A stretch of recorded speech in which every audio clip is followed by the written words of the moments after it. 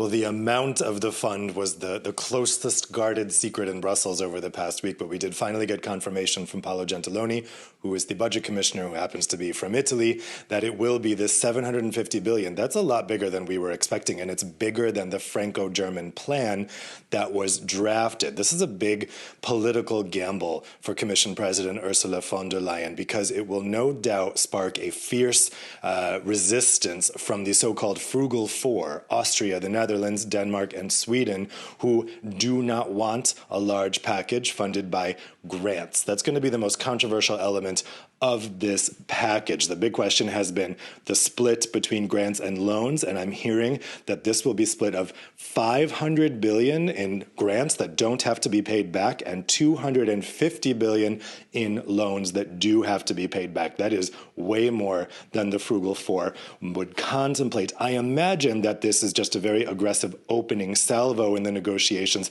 and they are targeting a figure more like 500, but they want to get it negotiated down. The fear is if they start with 500, it would get negotiated down to something like 300 or 250. But the problem is there's very little time for these negotiations, so this is a risk for von der Leyen. The other big contentious element here is how this is going to be paid for.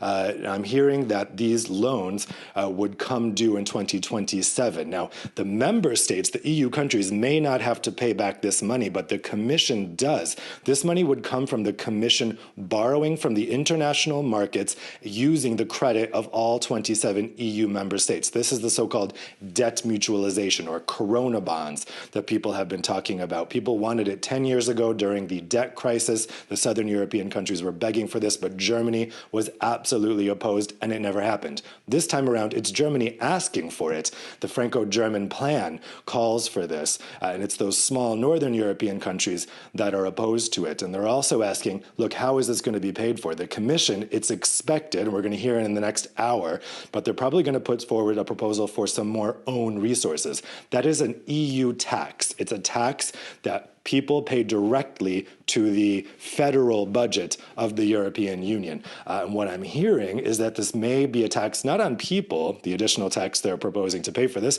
but on large corporations, that large corporations would have to pay a tax directly to the EU in 7 years to help pay back these loans and pay the interest.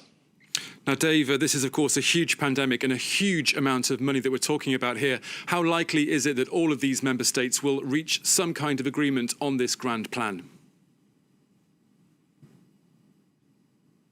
Yeah, this is the tricky thing. It has to be approved by a unanimous vote of all 27 countries, so any country can veto it, and it needs to be approved fast, because this is part of the long-term 7-year budget, which hadn't been agreed yet before the crisis because of the normal contentious issues that are involved in a budget. And so this has to be in effect by January 1st. That's when the current EU long-term budget expires.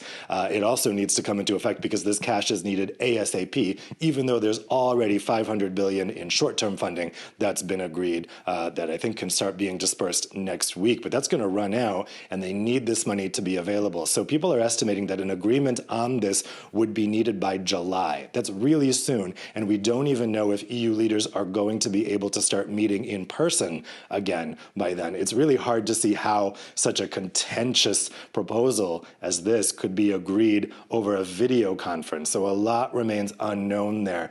The frugal four, they're not big countries, and so it's diplomatically difficult for a small country to veto something like this. They would take a big political hit with their neighbors, a diplomatic hit, but they surely would not be happy with a 750 billion size fund.